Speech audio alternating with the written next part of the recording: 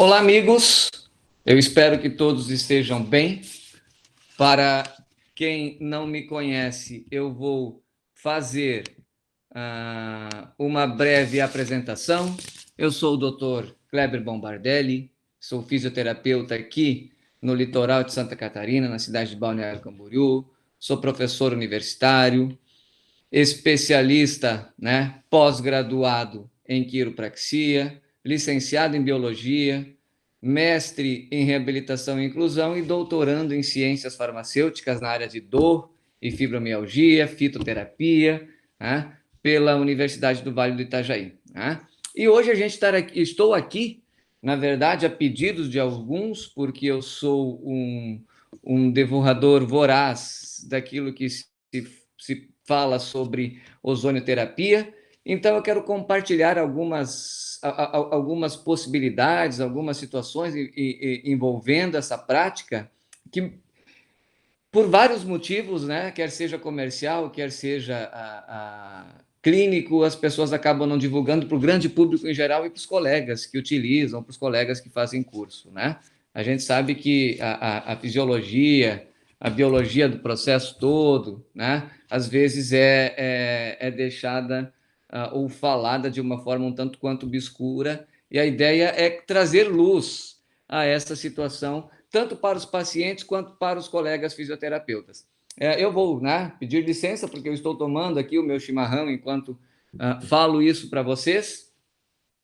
A ideia não é encontrar e não é fazer nenhum tipo de crítica, né? A crítica ela é sempre construtiva, nunca negativa, de quem dá curso, de quem dá essa formação, muito pelo contrário. A ideia é simplesmente trazer luz de uma maneira muito clara e muito simples, para que os leigos também entendam um pouco desse processo. Né? Então, não vai ser uma fala muito científica, embora terão momentos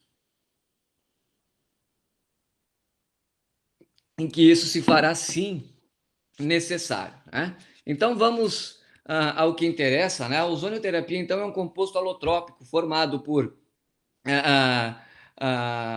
moléculas de ozônio associado a moléculas de oxigênio, né? E que é formada uma estrutura que, a princípio, a priori, é bastante instável, né? Ou seja, é fácil de ser quebrada. Né? Foi sintetizado lá por volta de 1840, né? Mas ele foi descoberto ainda em 1785. Então, assim, é importante dizer o seguinte, que a ozônio, é verdade, ela já vem sendo utilizada há muito tempo. Né? Começou lá com os militares irlandeses, os quais observavam os guerreiros zulus a tratar os ferimentos de guerra com oxigênio, inicialmente oxigênio puro e depois misturado à ozonioterapia. Né? Esse fato foi, inclusive, amplamente divulgado na época pelo The Lancet. Né? Também é importante dizer que na Primeira Guerra Mundial ele foi um dos tratamentos de escolha aos feridos de guerra naquela época. Né? E não podia ser para menos, né, pessoal? Nikola Tesla foi o cientista que montou, que fez o primeiro gerador de ozônio. Né? Nikola Tesla, para mim, era alienígena, porque tudo que é de tecnologia, de uma forma ou outra, acabou passando por ele. É importante elencar a primeira situação, já nesse primeiro slide histórico aqui. Né? Muitos que aplicam a ozonioterapia, muitos colegas, né? muitos profissionais que vendem a formação de ozonioterapia, eles mencionam o seguinte: mas a ozonioterapia é usada por muito tempo, nunca deu problema, né? É usada em vários países já há vários séculos. É importante a gente elencar que a metodologia, o rigor metodológico científico dos últimos tempos não existia a priori nas épocas, né, de um tempo remoto passado. O que isso quer dizer? Isso quer dizer que a gente não pode afirmar com certeza que a ozonioterapia não tinha ou não fazia nenhum mal, uma vez que a mensuração disso é um tanto quanto difícil. Né? Era, naquela época, um tanto quanto difícil por conta das limitações científicas da época. Eu até costumo dizer que a própria fisioterapia hoje costuma ter ainda algumas limitações para poder montar metodologias e validar grande parte dos seus procedimentos.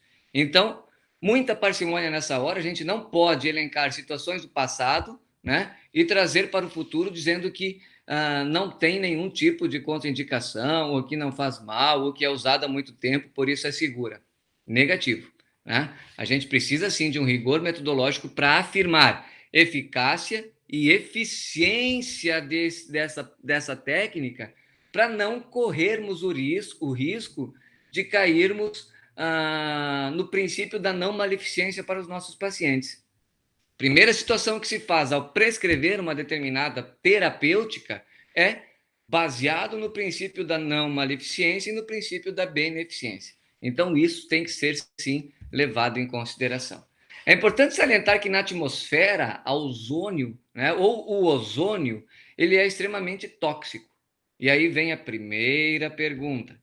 Se ele é tóxico na atmosfera, qual é a transformação que faz o ozônio ficar atóxico dentro de organismo? Não existe essa transformação. Então, a toxicidade dele, intra-organismo, precisa ser melhor explicada, já que ele não passa por nenhuma lise, por nenhuma quebra da atmosfera para intracorpo, né, que possa equalizar essa sua toxicidade. Né? Ele é um composto que está em torno de 0,5% a 5% na atmosfera, ou seja, né, a atmosfera não existe só oxigênio, né, não existe só o ozônio, é um composto de múltiplos gases, a gente não respira só oxigênio. Então, essa é a primeira situação, né? Por um bom tempo, ele foi considerado um potente agente, né, desinfectante, né, mas isso já está caindo por terra por alguns artigos, então parece que a situação não é bem assim. Né? E olha isso aqui, ele se dissolve muito fácil na água, no soro fisiológico, no plasma e na linfa. Ora bolas! Se ele se dissolve no plasma e na linfa, qual é a função dele intracelular? Se ele se dissolve no meio intersticial, ele não vai ter função nenhuma dentro da célula, muito menos na membrana celular. Né? Ou seja, a priori, o ozônio ele é só um carreador da molécula de oxigênio. Mas aí vem a primeira pergunta importante. A gente não respira oxigênio sem ajuda de ninguém, sem ajuda de nenhuma outra molécula carreadora. O oxigênio ele não entra para o nosso sistema celular, para os nossos alvéolos, por difusão simples, sem gasto de energia, simplesmente porque ele é extremamente permeável à membrana? Essa é uma questão extremamente importante, porque olha só, pessoal, via de regra, né, a gente respira oxigênio e eliminamos gás carbônico. Esse oxigênio vai lá para a célula para poder nutrir a célula e fazer com que a célula funcione de maneira adequada, né? E a gente usa também a glicólise nessa situação. Eu vou explicar para vocês aqui muito brevemente, né, o ciclo da respiração celular. Esse não é o objetivo da aula, eu vou ser o mais sintético possível. Por quê? Porque pessoas leigas precisam entender essa situação. Então é o seguinte, né? A gente respira oxigênio, que lá na célula vai se fundir com a glicose. Essa fusão com a glicose vai transformar e vai formar o que a gente chama de glicólise, uma quebra dessa glicose. Essa glicose quebrada, ela vai reduzir um dinucleotídeo de nicotinamina e adenina, certo? Reduzir, transformando esse dinucleotídeo em NADH. Para ele fazer essa redução, ele vai perder perder 2 elétrons e aceitar um próton. E essa quebra, essa redução, vai gerar a primeira fosforilação oxidativa. O que é isso? O primeiro substrato tóxico que o corpo humano tende a produzir quando faz respiração. Sim, quando o corpo humano, quando a gente respira, As nossas células criam subprodutos chamados espécies reativas de oxigênio. Essas espécies reativas de oxigênio que acontecem na nossa respiração fisiológica, elas são equalizadas pelo nosso organismo a fim de não causar grandes danos, mas ele causa dano, porque o que acontece, um exemplo muito simples, com o ferro quando está no ambiente, no ambiente, solto no ambiente, ele não acaba oxidando, enferrujando? Sabe quem faz isso? Espécies reativas de oxigênio, que fazem a mesma coisa dentro do nosso corpo humano. Inclusive, essa é uma das teorias do envelhecimento, de que as espécies reativas de oxigênio aceleram o processo de envelhecimento celular e aí vai fazer com que a pessoa envelheça ao longo do tempo. Então, a espécie reativa de oxigênio, né, causada por essa redução que acontece na nossa respiração, ela é extremamente normal, porém é nociva. E ela acontece duas vezes lá na mitocôndria. Primeiro, na redução de NAD para NADH, na redução, na perda de 2 elétrons e aceitando um próton, e também na transformação, lá na quebra do succinato em fumarato, também vai gerar espécies reativas de oxigênio. Vejam, galera, que o nosso ciclo de respiração normal, lá na mitocôndria, por si só, já é extremamente nocivo. Para lá no final do processo ele formar água e gás carbônico. Então, por que é que eu vou querer perfundir oxigênio a mais, se o oxigênio que eu respiro já é o adequado e mesmo assim ele causa espécies reativas de oxigênio que a priori são condições deficitárias e que degradam o corpo humano, que degradam a célula? Essa é a grande pergunta da ozonioterapia. Né? Por quê? Porque estudos já falam o seguinte, que a infusão ou a perfusão de volumes maiores de oxigênio podem levar a duas alterações importantes no corpo humano. A primeira dela é deixar a membrana da célula mais rígida. Agora eu vou fazer um parênteses aqui. A membrana celular é uma camada dupla de lipídios que proporciona a entrada de solutos e de solventes. Né? A entrada de solutos e a saída de solutos, a gente pode botar cloreto, sódio, potássio, cálcio, magnésio, que vão entrar e sair dessa célula a fim de dar funcionalidade a ela. E de solvente, quem? A água, que é o nosso solvente universal. Se a membrana celular fica mais rígida pela perfusão extra de oxigênio, a gente vai ter, obviamente, que uma redução dessa função celular.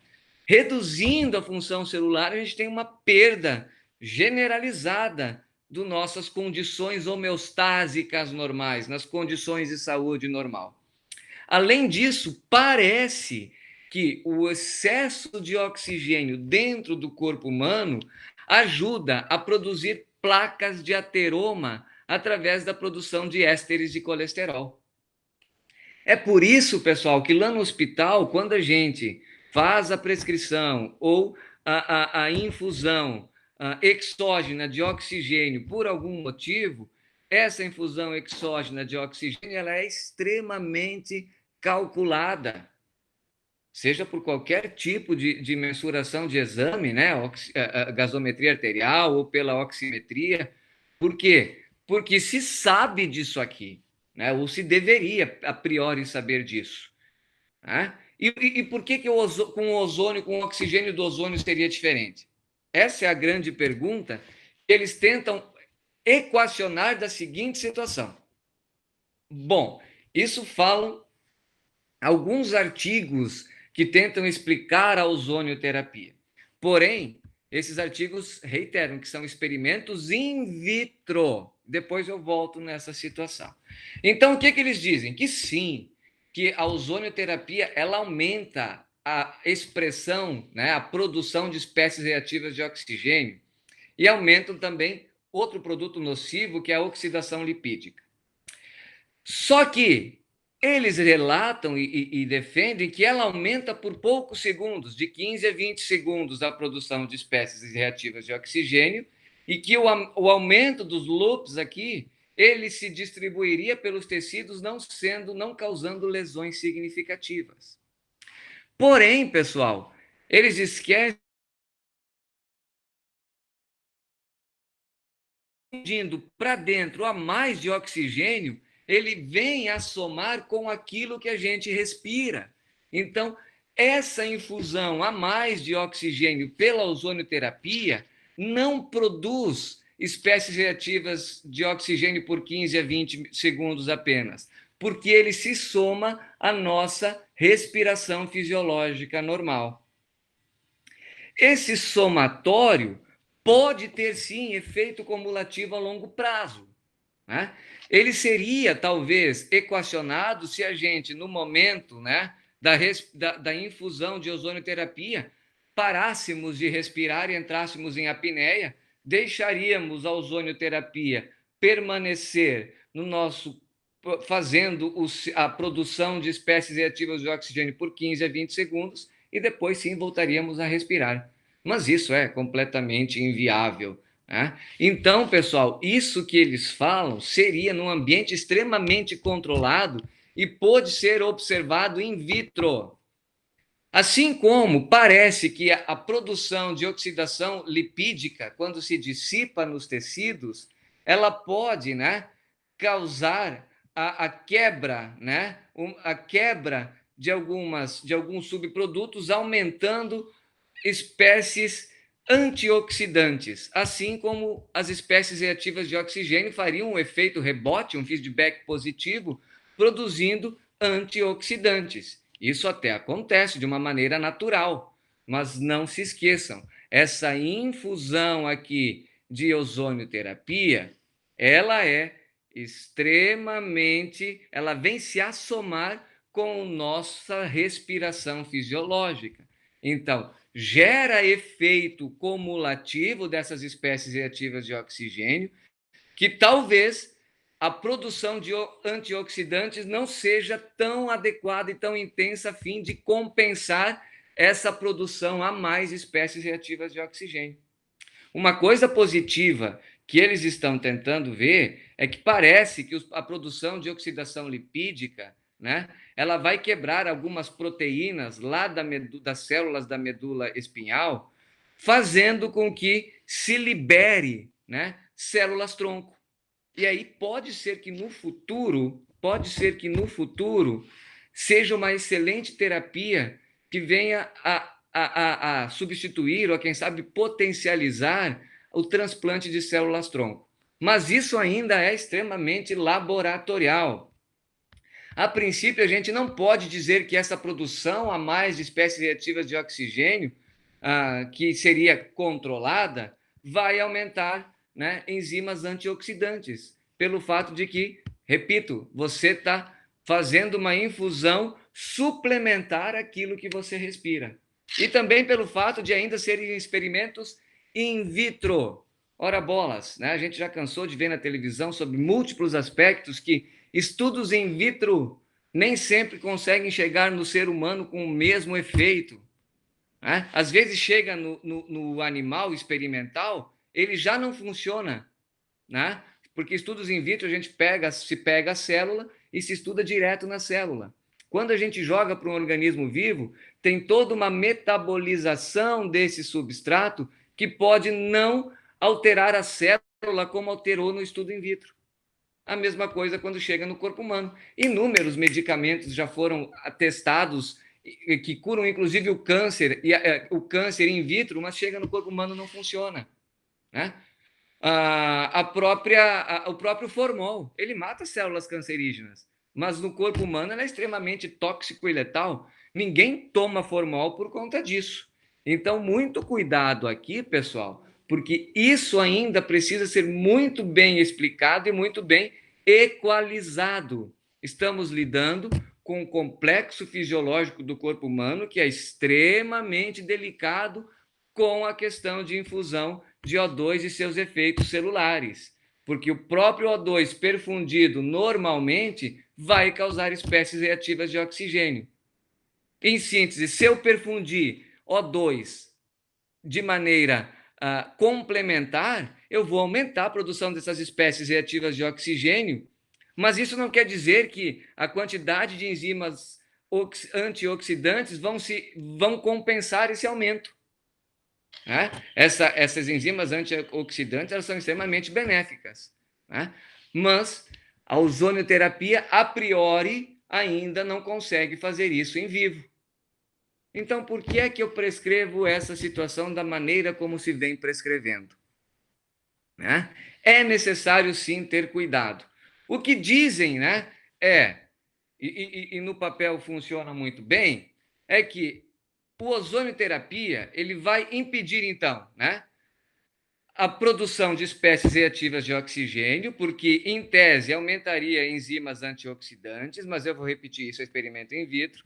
Essas enzimas antioxidantes impediriam, então, a produção de espécies reativas de oxigênio, que iria inibir, né, a cascata de citocinas ou citoquinas pró-inflamatórias, lá do NF-κB, né?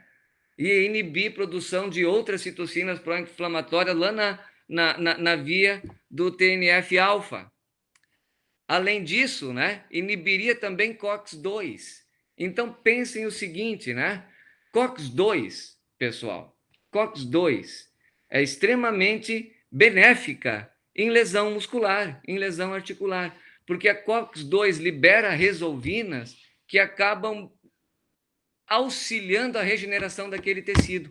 Por isso que nós, fisioterapeutas, né, e os bons prescritores de medicamento alopático não prescrevem anti-inflamatórios em lesões simples musculares, porque o anti-inflamatório também inibe COX-2, que vai inibir essa produção dessas resolvinas, diminuindo a capacidade do corpo em regenerar aquele tecido.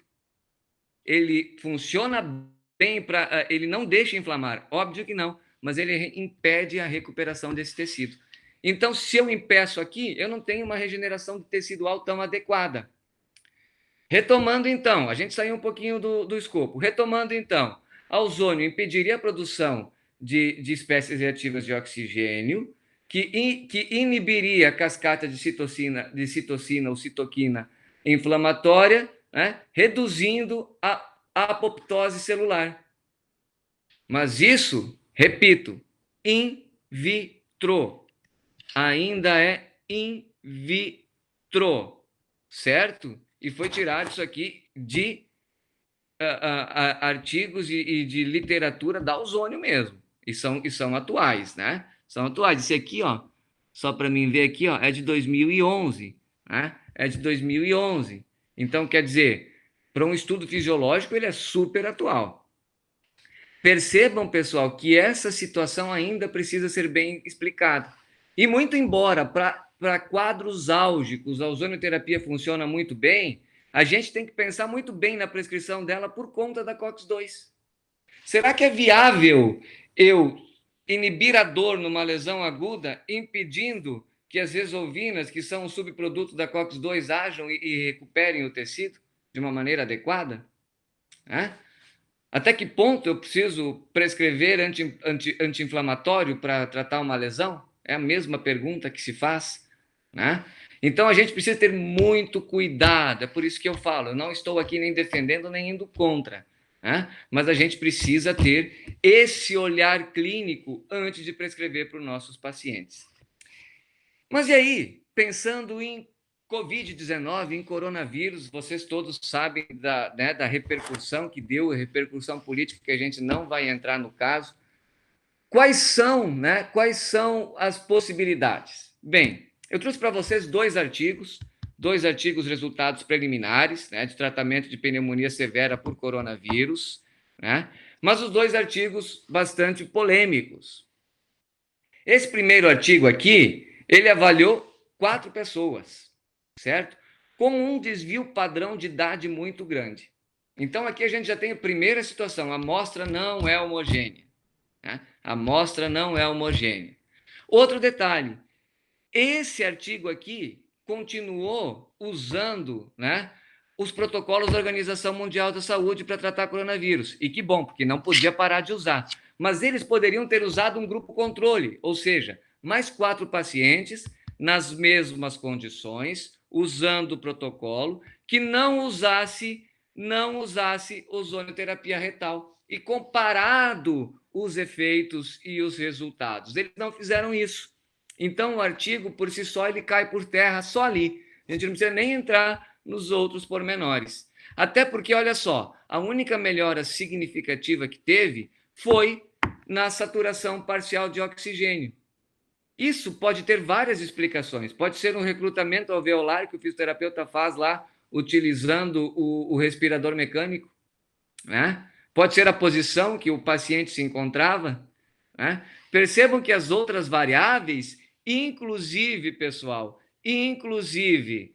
dedímero, que é um marcador para avaliar a possibilidade de desenvolvimento de trombo, dedímero não teve variação estatística significativa, né?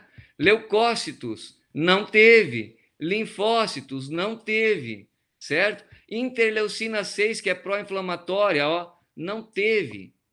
Então, pessoal, esse artigo por si só aqui deixa muito a desejar, mas o que mais me preocupa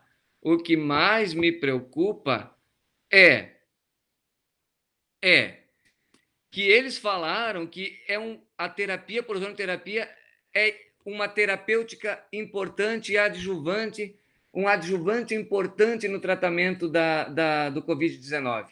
Eles jamais poderiam ter dito isso, porque os resultados não foram tão expressivos, porque a amostra não foi homogênea e a idade variou demais, né? Porque eles não tiveram grupo controle, porque o N era muito pequeno. É um estudo de caso, né? Na verdade, para esse tipo de situação, nem um estudo de caso é, porque é muito pouca gente. Então, é preciso cuidar. Mas aí teve um outro estudo, também preliminar, feito na Itália, que muita gente está se amparando nele para defender a ozonioterapia. Mas vamos lá, olha só, eles usaram 50, começou com 50, 2 morreram, 48 pacientes, né? Com uma idade mais homogênea, então a amostra era melhor, né? Os pacientes tinham várias comorbidades, né? Eles continuaram usando o guideline da Organização Mundial da Saúde, ou seja, os pacientes faziam a terapêutica propedêutica clínica base mais a ozonioterapia. Uma das coisas bem importantes nesse estudo é que eles colocaram alguns objetivos. Reduzir a PCR em 30% a menos, reduzir os níveis de interleucina para 20% ou menos, o marcador o dedímero, né, que marca ali os aspectos relacionados agora me fugiu o nome, a nossa capacidade de produzir trombos, desculpe, pessoal, a capacidade de produzir trombos, né? Em 35% ou menos. E a saturação também, né? A relação PaO2, PaFi aqui também reduzir. Eles não chegaram a essa conclusão. Não chegaram. E eles continuaram usando, então, todos os protocolos farmacológicos da Organização Mundial da Saúde. Primeira situação, pessoal. Primeira situação, né? Deixa eu voltar aqui. 50 pacientes. Também o N é pequeno, embora a amostra tenha sido mais homogênea. Faltou também grupo controle. Então, eu não posso dizer que esses resultados aqui, ó, que esses resultados que eles tiveram de redução foi por conta da ozonioterapia ou do protocolo clínico normal, né? Eles tiveram aqui a redução, né? Um aumento da saturação considerável, né? Eles tiveram algumas alterações aqui relacionadas à interleucina 6, com uma queda, né, um importante marcador inflamatório, né? O aumento de leucócitos, embora não tenha sido significativa a estatística dele, certo?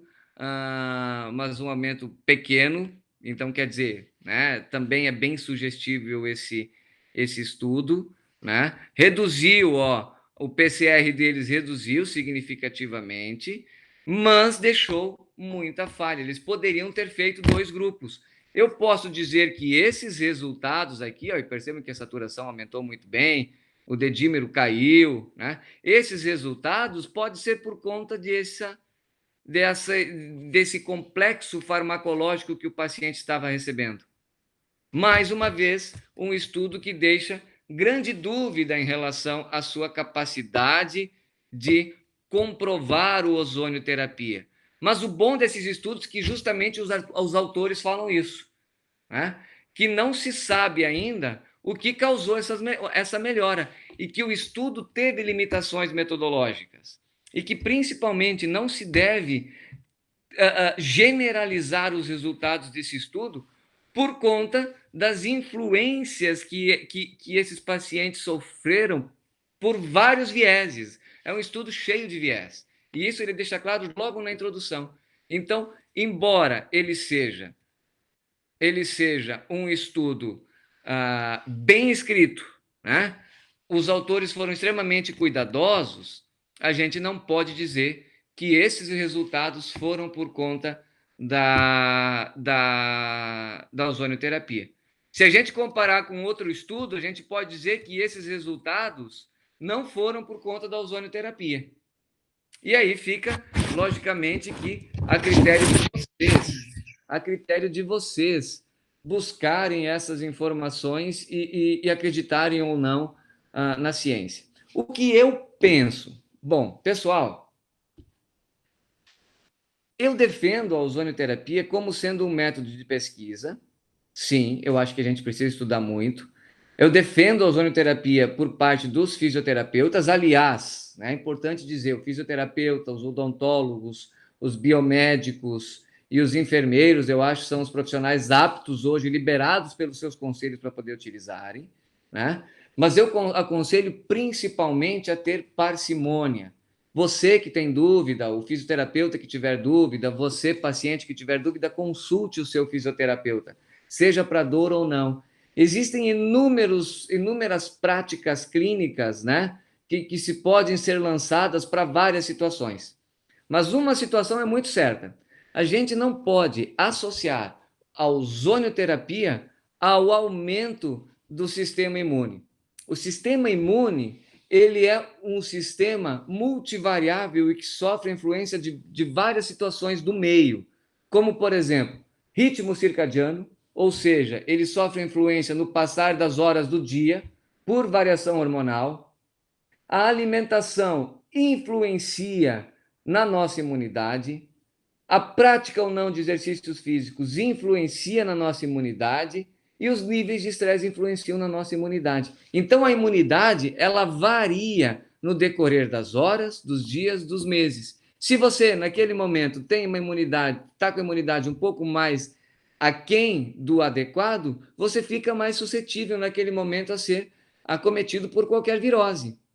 Então, muito cuidado. Não dá para dizer, em hipótese alguma, que a ozonioterapia melhora o sistema imune. Eu não posso dizer isso de nada, de nenhum medicamento, de nada, porque é um conjunto de fatores, né? Ademais, eu agradeço a quem ouviu até o final. Eu fico à disposição. Os meus alunos de pós-graduação me conhecem, os meus alunos de graduação também. A gente fica sempre à disposição para buscar, dentro, né, da farmacoterapia homeopática, né, que a gente consegue, que os fisioterapeutas podem prescrever nas substâncias de livre prescrição que podemos prescrever, no tratamento de dor, no tratamento da ozonioterapia, eu me coloco à disposição de todos para esclarecimentos, enfim, para tudo aquilo que for positivo à profissão.